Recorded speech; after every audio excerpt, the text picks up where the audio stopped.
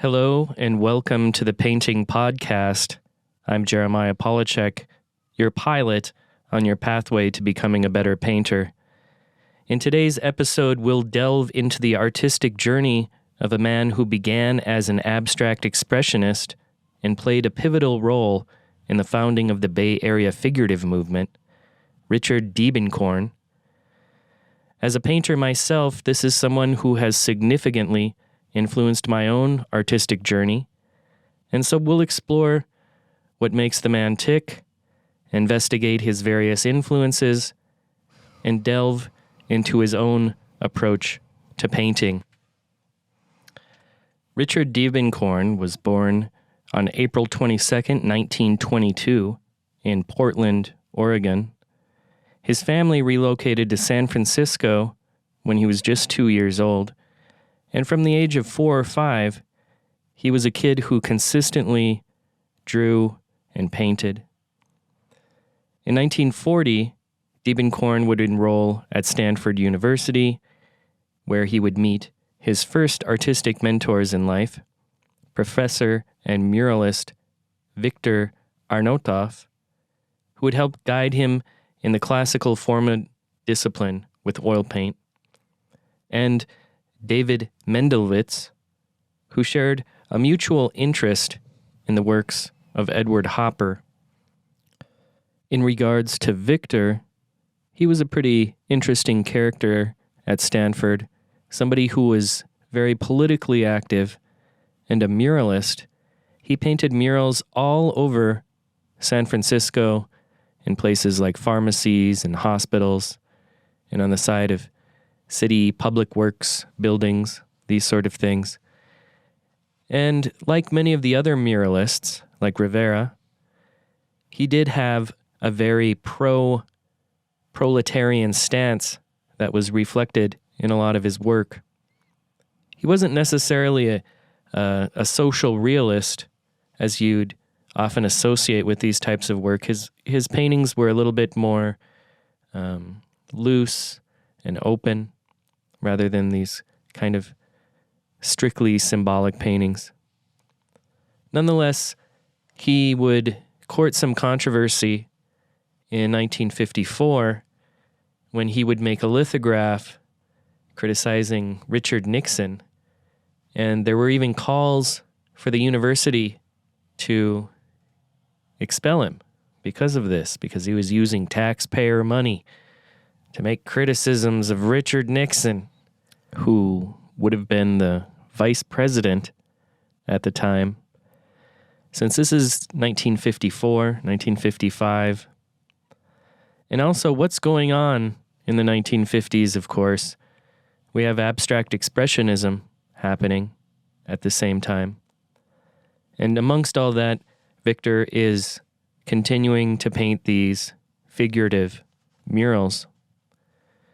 And later on in life, he would actually move back to Ukraine in Mariupol, where he'd live out the rest of his life making different mosaic tile works and these types of commissions and public murals in Ukraine.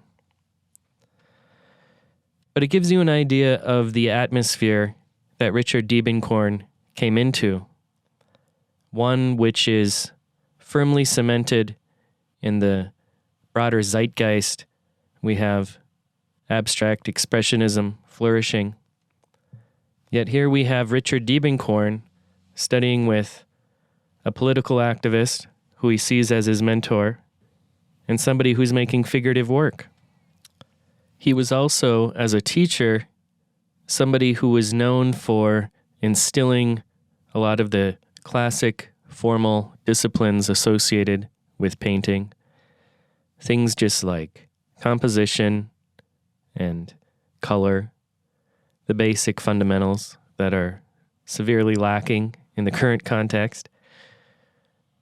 But Victor was also somebody who moved around a lot in life, and coming from Europe to America, he likely had a reverence for a lot of the European figurative masters as well, people like Matisse and Cézanne, would likely have come up in a lot of his discussions of composition and paint handling and these sort of things.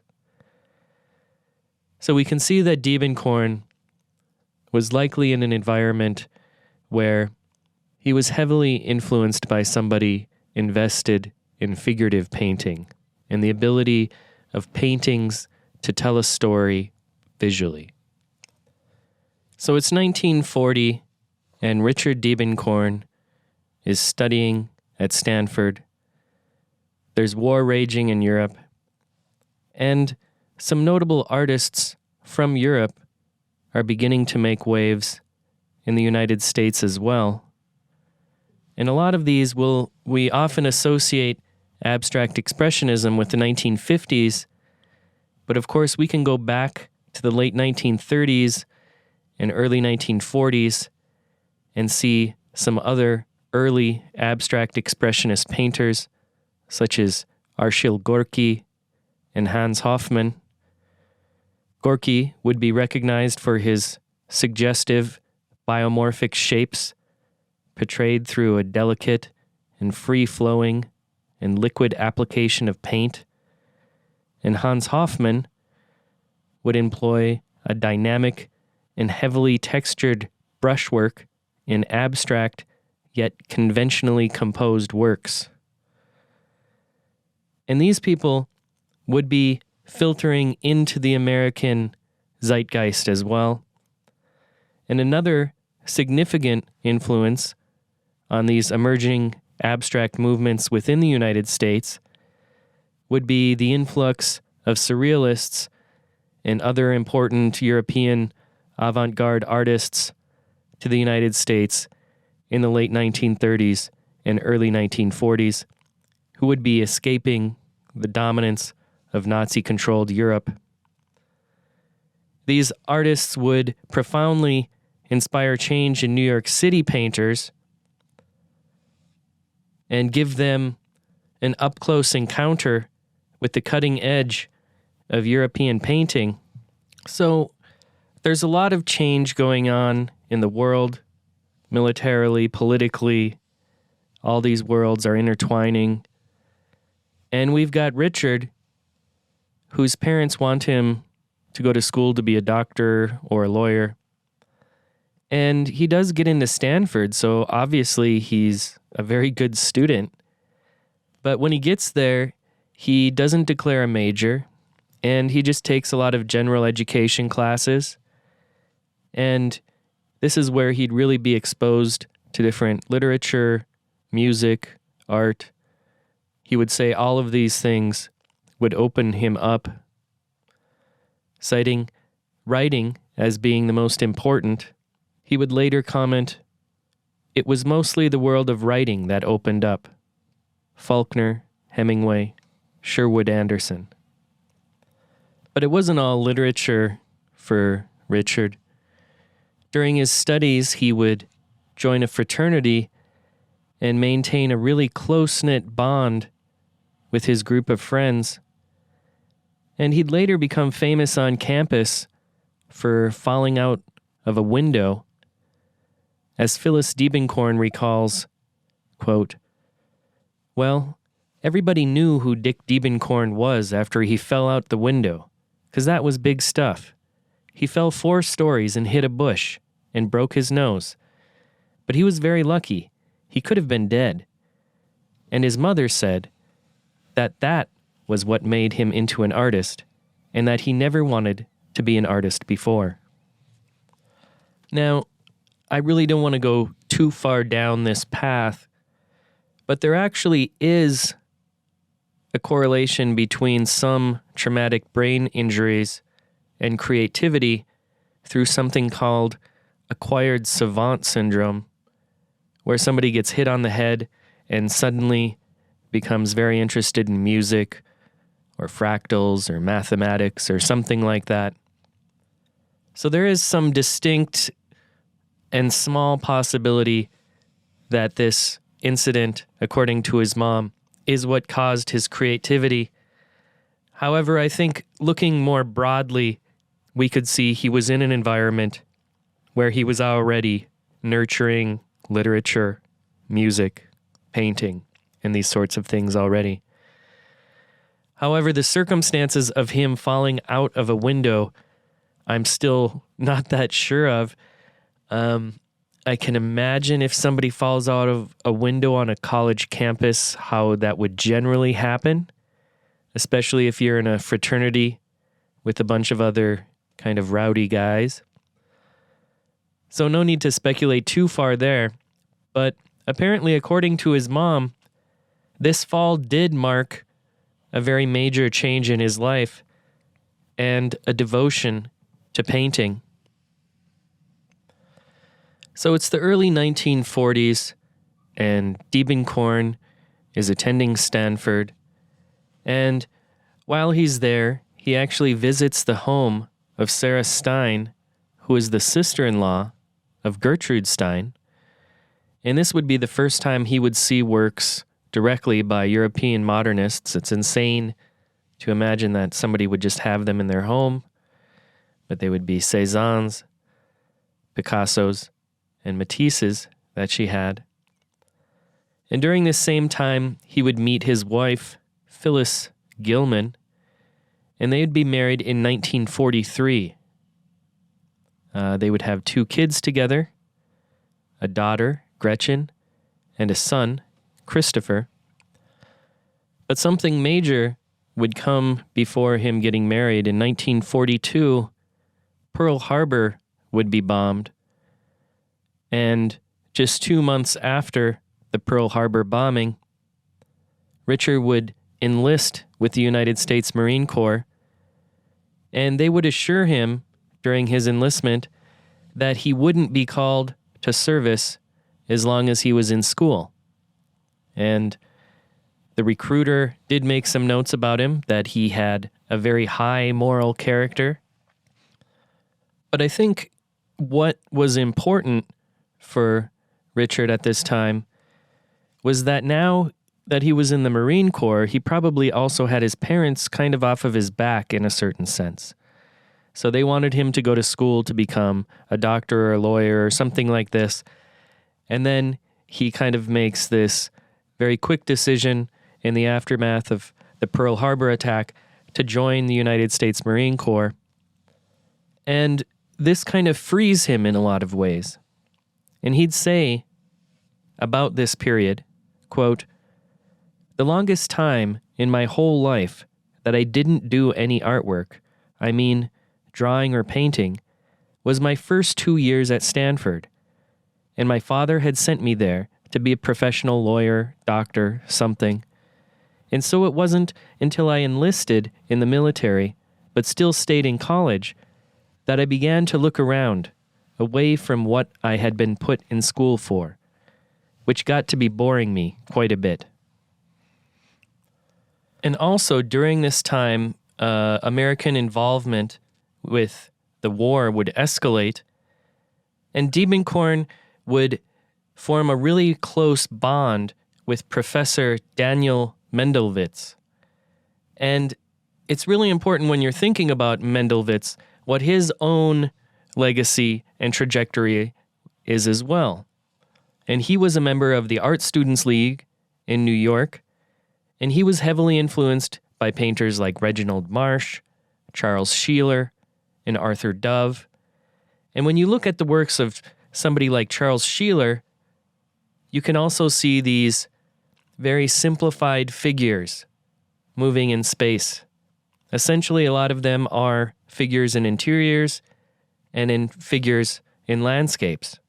And I think there's a lot of similarities that can be drawn between Charles Sheeler and Diebenkorn.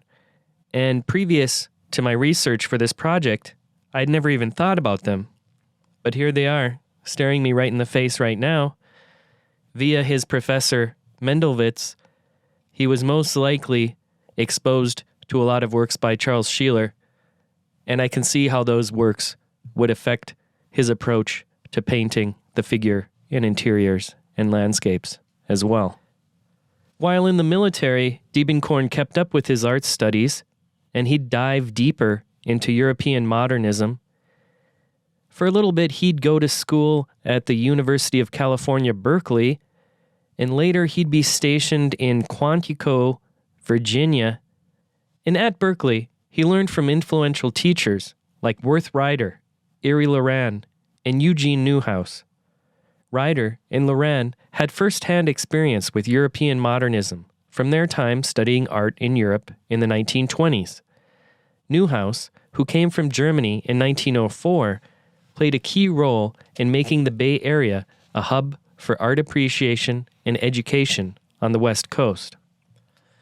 So let's get back to exactly where Richard Diebenkorn is in life. It's 1944, and he's in school.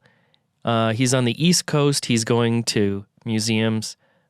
He's in Virginia, so he's going to museums in D.C., Philadelphia, New York. And his time is kind of coming up because he's going to graduate. And when you graduate, that means it's time for you to go to the front lines. So imagine his mindset and where he must have been mentally as he's looking at all these paintings. Robert Motherwell was one that he saw that he was greatly influenced by, and he'd start some of his own abstract paintings as well during this time. But then he graduates and the war's over. So you go from probably these nightmares scenario of having to go fight literal Nazis across the ocean to, oh, the war's over and I don't have to go. And now I get to go back to the Bay Area. One of the most idyllic places in the world. So his life took a 180 very quickly at that moment in 1945 when he did not get shipped to the front lines of World War II. Instead, he'd move back to San Francisco and enroll at what is now the San Francisco Art Institute. And it was there that he was exposed more to abstract expressionism, but really began diving into it wholeheartedly. He'd go on a 10-month residency to Woodstock, New York, where he'd further develop abstract expressionist paintings that were fully abstract. And then he'd return back to San Francisco, complete his studies, and then by 1947, he already had a job working there. And during this same time, Clyfford Still, one of the most famous early abstract painters, would also be teaching at the San Francisco Art Institute alongside him from 1947 to 1950. So on the East Coast, you began to have these monumental abstract expressionist painters beginning to get, known throughout the country and known throughout the world as the art world shifted from Paris to New York during this same time period. And you'd have people like Willem de Kooning become rising to prominence in New York City. But equally, in a much less important art market, but still very important nonetheless, on the West Coast, you really had Diebenkorn as one of the first progenitors of abstract expressionism on the West Coast. And he became very, very well known early on as an abstract expressionist painter. So it's the early 1950s, and Diebenkorn is still kind of soaking that GI Bill for everything it's got. And he'll go to the University of New Mexico in the Graduate Fine Arts Department, which kind of seems odd, doesn't it? That he's teaching at the San Francisco Art Institute, and then he's like, I'm going to go to grad school. So things were a little bit different back then. And here in the early 1950s, he'd continue to develop his abstract expressionist style. And then in 1952, he'd take a faculty position at the University of Illinois in Urbana for the academic year of 1952-1953, and he'd teach painting during his time there at the University of Illinois.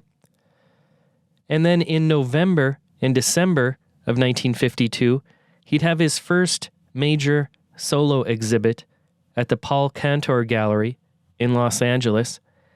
And in 1953, he'd return back to the San Francisco Bay Area, and he'd take a teaching position at the California College of Arts and Crafts in 1955, and he'd teach there until 1958. But it was the evolution of his style in the mid-1950s that I'd really like to highlight, and those were done during the first few years he was living in Berkeley, when Diebenkorn would shift from strict abstract expressionism to a more representational style. And by the mid-1950s, he became a significant figurative painter who would bridge the gap between people like Matisse and abstract expressionism. And he'd form a group which would later be referred to as the Bay Area Figurative Movement, along with other artists like Elmer Bischoff, David Park, James Weeks, and others. But the subject matter of these paintings was something very, very simple, and something that's so often forgot about today. And he went back to the most basic of compositions that one could imagine. Maybe he was thinking about his classes with Victor 5-6 years previous, but he just began painting interiors, figures in interiors, landscapes, still lifes, and the human figure. And that's pretty much all there is to a lot of painting when you're looking at people like Matisse or Cézanne or Picasso. What else is there but figures in interiors, figures in exteriors, landscapes? And this would consume his work during this period that would really serve as a bridge out from abstract expressionism and into figurative painting. And a lot of the paintings that you would see during this time period, he plays a lot with the picture plane. So you'll see a figure, but they're kind of treated in the exact same way as the rest of the environment is. So when you're looking at a painting where the figure is highlighted and isolated as the most important piece, I don't know, maybe a Bouguereau or something like this, you can see that all the focus is meant to be on the figure itself. That figure is the most important thing. With abstract painting, and with all over abstract painting, the entire canvas itself kind of becomes the most important thing. And so in many of these abstract figurative works that you see created by Diebenkorn, you'll see an approach to the figure that is identical to the approach of the things around it. So the bench is just as important as the chin of the person sitting on the bench. They're treated exactly the same. And you'll also notice that he intentionally will use colors in the background to pop forward and create this tension in his paintings between figure and ground, where sometimes it almost seems like the figure itself is receding back into the image, while the negative space in the image wants to push forward, wants to come forward in space. There's a tension between the two. So it's the early 1960s now, and Diebenkorn has gone from being a prominent abstract expressionist painter to becoming a prominent figurative painter. And around 1961, he'd begun to start producing some dry points and etchings after he got introduced to it while working at a university. And then in 1963, he'd become Stanford's first artist in residence, a position which held no responsibilities other than having to meet with students when they wanted to. What an amazing approach to an artist residence, to just, we're going to put somebody and we're going to give them a studio, And students, you can come and sign up for a time to speak to them if you wish by signing your name on this sheet or whatever. It's just an amazingly simple approach, but something that I can't imagine would happen any longer. But anyway, he's in Stanford, and he gets to just work and have a free studio for a year. And so he's continuing to make all of these figurative works. Then around 1963 to 1964, he'd receive a travel grant to go visit all the Matisses held in these various Soviet-era museums at the time. So he'd go and travel, and he visited all these different Matisses throughout the world, many of which were behind the Iron Curtain at the time. But there was a couple of paintings which really stood out and became extremely influential to both Diebenkorn as well as the Bay Area figurative movement. And they were View of Notre Dame and Woman on a High Stool by Matisse, both of which were created by Matisse in early 1914 during his experimental period. And both paintings suggest that they were actually more complex in the early stages. So Matisse likely made these paintings as he normally would, and then later on he just simplified them down to the simplest of elements that one could imagine. For instance, in View of Notre Dame, we see a blue rectangle with interceding lines representing streets, a small green circle area with a black shadow near it to represent a tree, and this sort of boxy thing. You know, there's just this little boxy thing representing a building. So it's as minimal as you can possibly get with abstraction, but it's also still playing with representation, and it's still playing with that approach to the picture plane where abstraction is already present. We're already seeing it more as an abstract painting than we are as a representational painting. And remember, these paintings are done in 1914. So that was 50 years later, after these paintings, that they become influential to Diebenkorn and the Bay Area figurative painters, as well as color field paintings, which we'll see as Diebenkorn comes through with another phase of his artwork, moving towards abstract, minimalist color field paintings. And they would also incorporate this same approach that was present in the abstract works that we saw previously, but we don't see the gesture and the splashiness.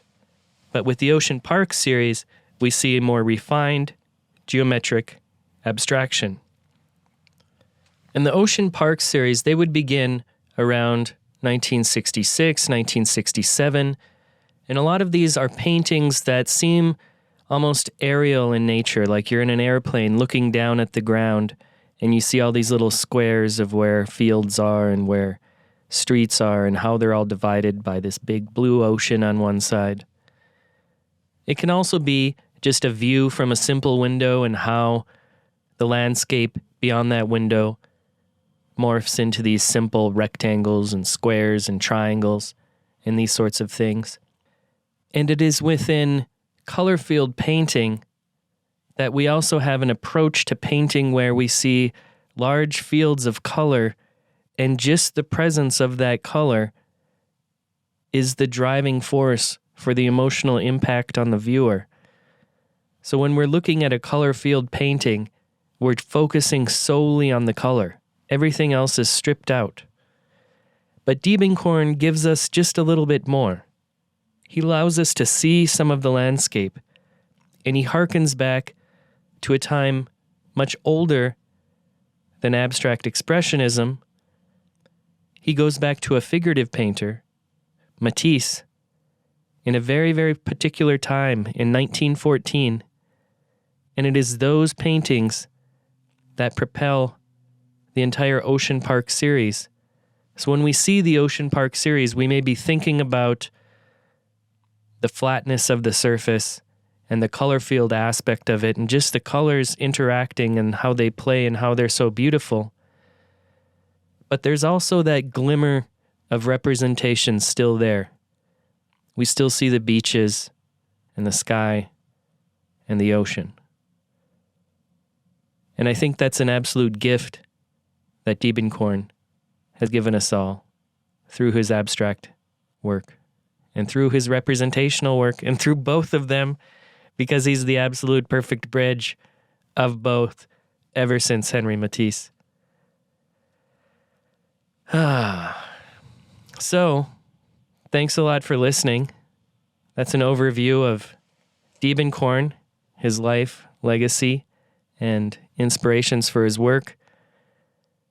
If you like this sort of thing, please like and subscribe.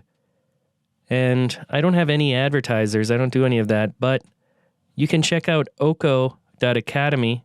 If you're in Prague, I'm teaching painting. I teach drawing, still lifes, figure drawing nights, these sorts of things. So if you're in Prague or you want to visit Prague and take a class, we can make that happen. Thanks a lot for listening, and happy painting.